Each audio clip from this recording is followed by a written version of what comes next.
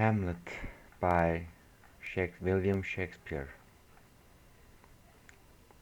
Characters in the play: the ghost, Hamlet, Prince of Denmark, son of the late King Hamlet and Queen Gertrude. Queen Gertrude, widow of King Hamlet, now married to Claudius. King Claudius, brother to the late King Hamlet. Ophelia, Laertes, her brother. Her brother. Polonius, father of Ophelia and Laertes. Ophelia, Laertes, her brother. Polonius, father of Ophelia and Laertes, counselor to King Claudius. Reynaldo, servant to Polonius. Horatio, Hamlet's friend and confidant. Voltimand, Cornelius, Rosencrantz, Guildenstern, Osric, gentleman alert, courtiers at the Danish court. Francisco, Bernardo, Marcellus, Danish soldiers. Fortinbras, Prince of Norway, a captain in Fortinbras's army. Ambassadors to Denmark from England. Players who take the roles of Prologue, Player King, Player Queen, and Lucianus in the murder of Gonzago.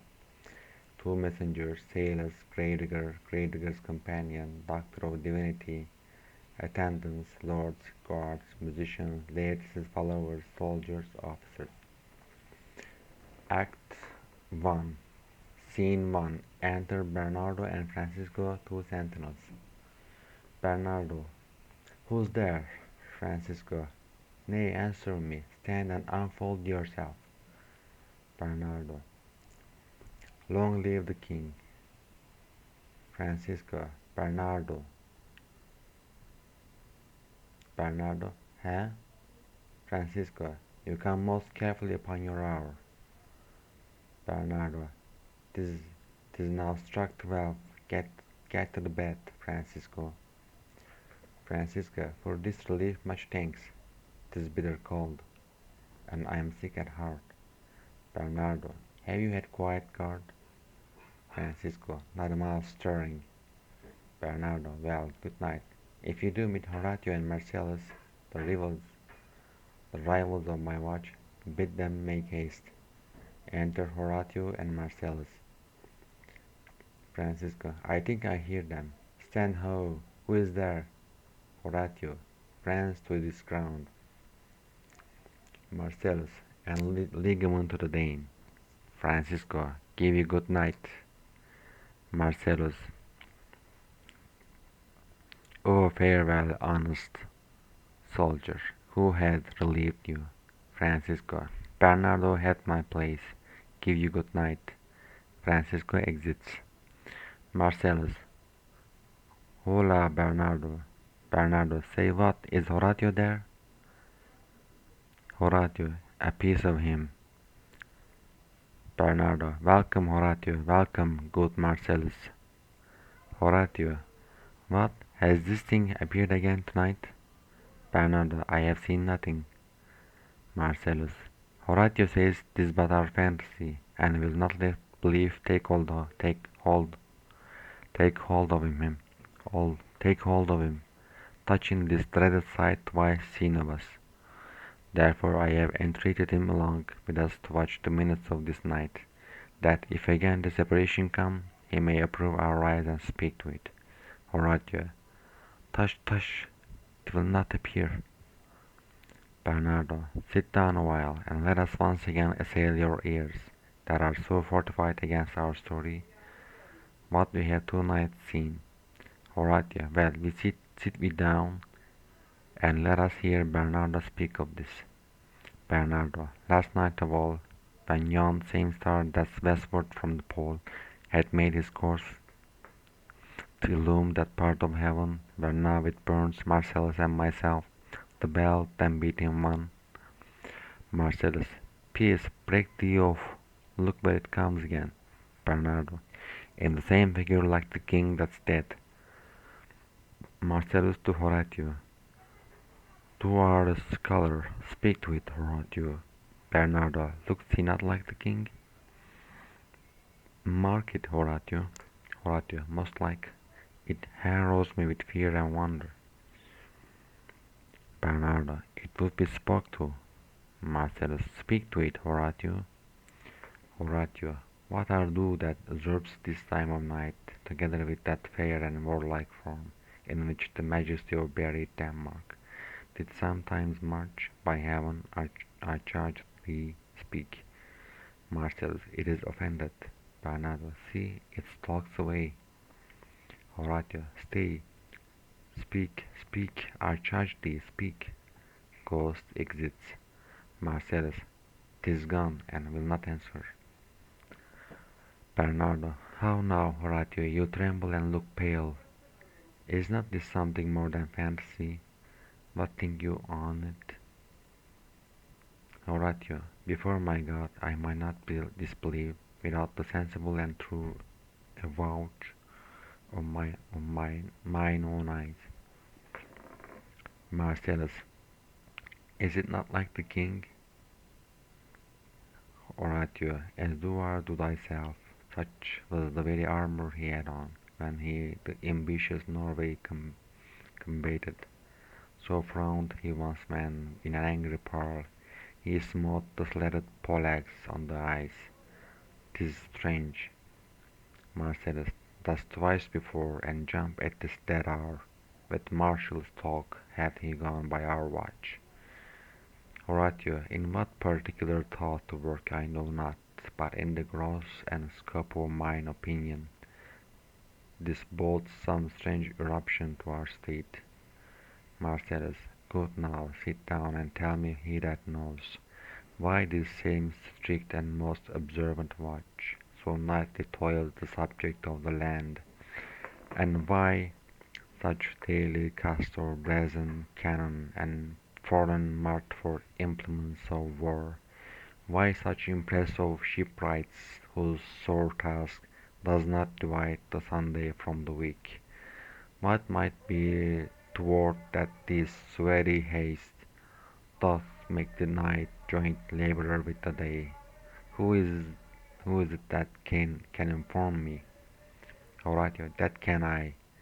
At least the whisper goes so. Our last king, whose image even but now appeared to us, was, as you know, by Fortinbras of Norway, thereto pricked on by a most emulate pride, there to the combat in which our valiant Hamlet, for so this side of our known world esteemed him, did slay this Fortinbras, who by a sealed compact, well ratified by law and heraldry, did forfeit with his life all those his lands which he stood seized of to the conqueror, against the which a moiety competent was gauged by our king, which had returned to the inheritance of Fortinbras, had he been vanquisher as by the same command and carriage of the article designed, his fell to the Hamlet.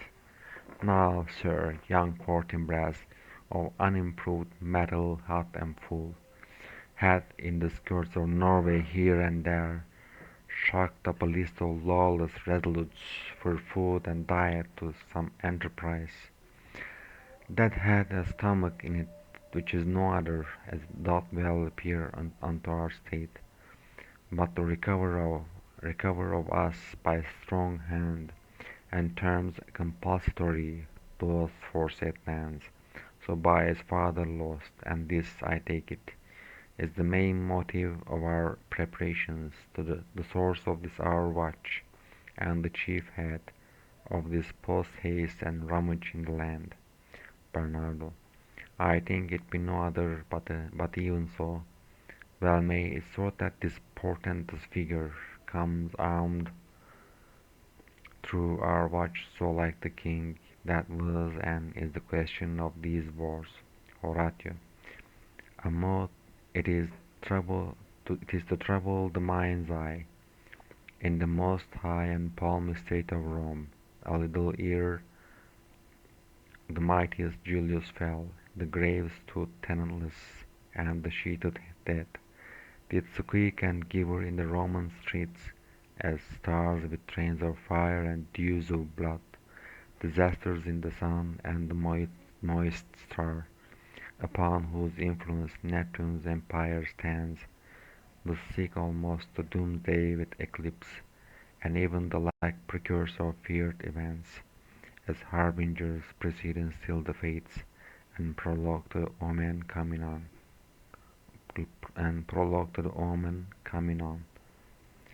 have heaven and earth together demonstrated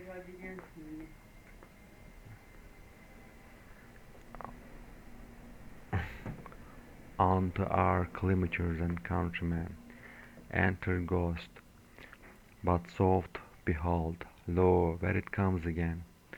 I'll cross it though it plus me, say illusion, it spreads his arms.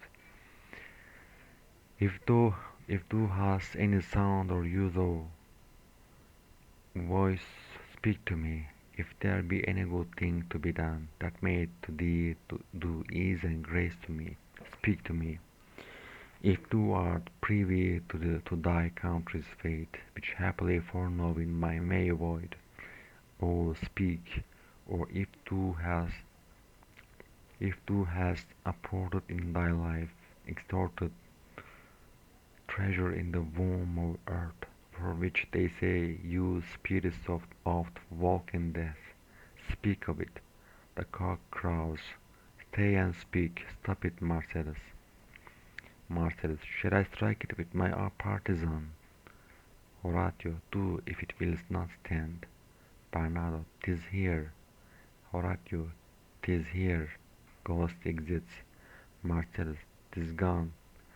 We do it wrong, being so majestical, to offer it the show of violence, for it is as the air invulnerable, and our vain blows malicious mockery.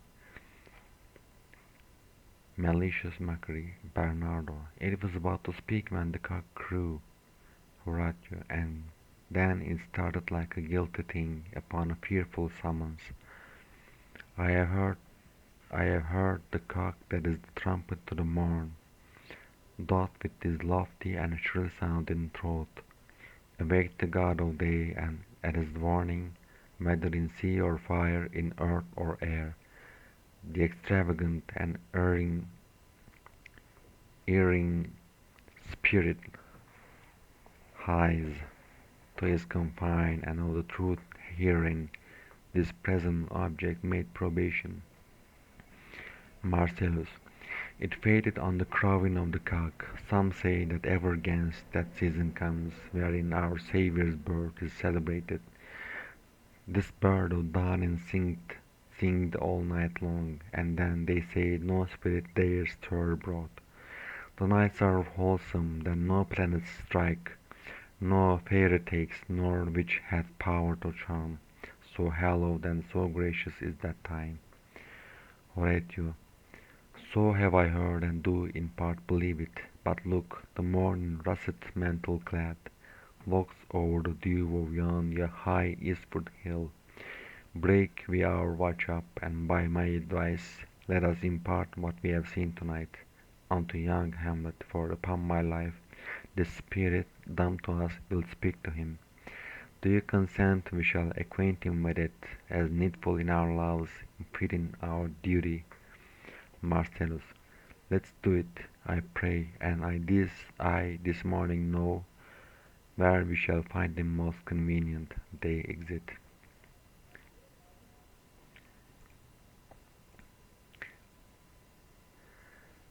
End of Scene 1.